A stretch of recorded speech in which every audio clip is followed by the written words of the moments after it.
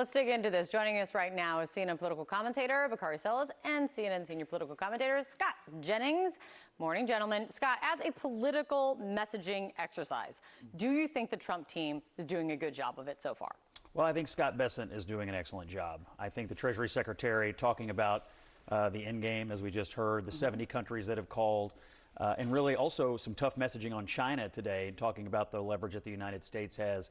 I think this is actually the messaging that will work and calm people down and also give people the confidence that there's a plan in place here on the tariffs. What's the purpose of it? What are we trying to accomplish both inside the United States and on the international stage? But underlying what our wonderful friend Scott is saying is one person is getting that message right, Bakari. But the way the White House economic advisor Stephen Miron put it yesterday is, so there are conflicting narratives because, you know, everybody's got an opinion. He says that's fine. Disagreement is how you can sort of, well, enhance your arguments. What do you think of that? Well, that literally makes no sense. But one of the things that you are seeing, though, is that the American public, they are the ones pushing back. This isn't something that's just happening inside the Beltway. And usually when you have these disagreements, I believe Scott will tell you they are had within your team before you roll out a plan. You usually don't just kind of build the plane while you're flying, especially when you're talking about people's pocketbooks. People see the market. They're not stupid. People see the impact that tariffs have. And people also understand that tariffs are a tax on the American public. We want to know why are we implementing these tariffs? What's the purpose? What's the end game, as Scott Bessent is trying to get around to do? And why must Americans feel this pain? Is this going to make us safer and stronger? And Democrats are pushing back and saying the answer is no. And Republicans are worried, Scott, as this has continued. Maybe it'll change if the markets do well today. I don't know. But just Republican Senator John Kennedy, he's started to wonder aloud. I saw it yesterday in more than one interview, including on CNN, starting to wonder if the medicine will be worse than the disease. And also saying very clearly that right now it is President Trump's economy. And with that in mind, then I want to play you someone else who is speaking loudly for the president about the president, which is his top trade advisor, Peter Navarro. Dow 50,000, I guarantee that. And I guarantee no recession, okay? Why? Because when we pass the biggest, broadest tax cut in history within a matter of months, that's going to be a great stimulus. There's not going to be any inflation. Would you advise setting that kind of a bar for success right now with how much uncertainty there is? I mean, Peter Navarro's, no matter what Scott Bessent says, Peter Navarro's not going to stop talking. Well, I understand, and I do think it's good to promote and project confidence. When you go out and make sweeping promises like that, if they don't come true, they're very easy to use against you. I do think he's right, by the way, about the tax cuts. I would actually take it a step further if I were them.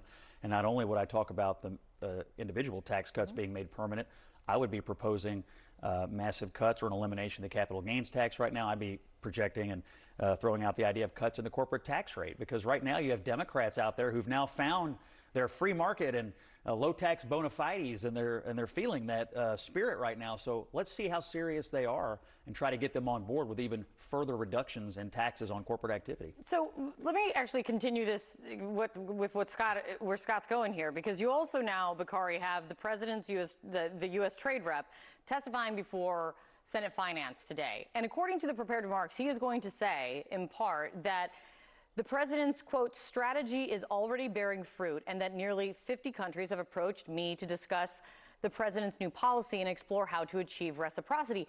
If countries agree to lower their trade barriers against the United States, would that be a good thing?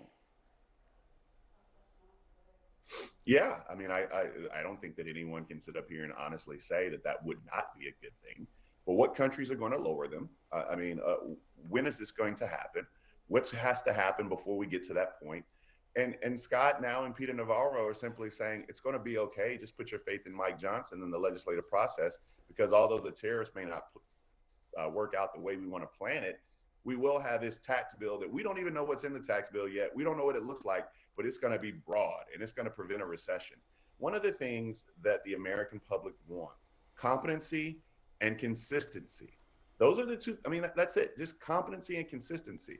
And the way this messaging is playing out, it does not give the American public the belief that either one of those things is happening right now in the White House. So now I guess we have to turn to Mike Johnson in the United States Congress and wait on this tax bill, which we don't know what it looks like. But here's a data point to that is now that we know now, Scott, is the White House needs to, or do they need to define what makes a good deal when it comes to getting past this trade war? Because you've got the president already rejecting a 0-for-0 kind of trade tariff agreement with the European Commission, because the head of the European Commission put that out, and Donald Trump said that's not enough.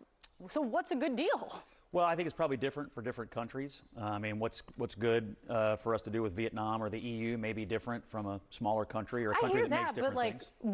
what's the problem with defining it to offer some certainty? Well, I think the problem with defining it publicly on the front end or accepting the first deal that's put on the table by the EU or anyone else is to really box yourself in. And you don't want to start a negotiation where you think you have some leverage, by saying, okay, fine, we'll take your first offer. I think that would be folly. If I might answer Bakari's criticism about the Congress on the tax cuts, it's not an either-or situation. This is a two-part plan.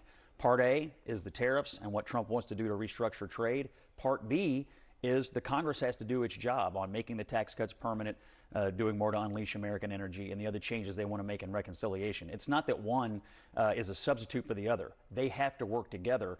And I know the president's meeting with some House Republicans today. I suspect what he's going to tell them is, I'm out here doing something huge, but you got to do your part because one doesn't work without the other. Right, but then, all set against the backdrop is, I think it was Goldman Sachs who came out that said that this will amount to the largest tax increase on the American people in, decades with these tariffs. So, on balance, we'll have to do the math when we have the mathing. It's good to see you, Scott. Thank you. Thank you, Bakari.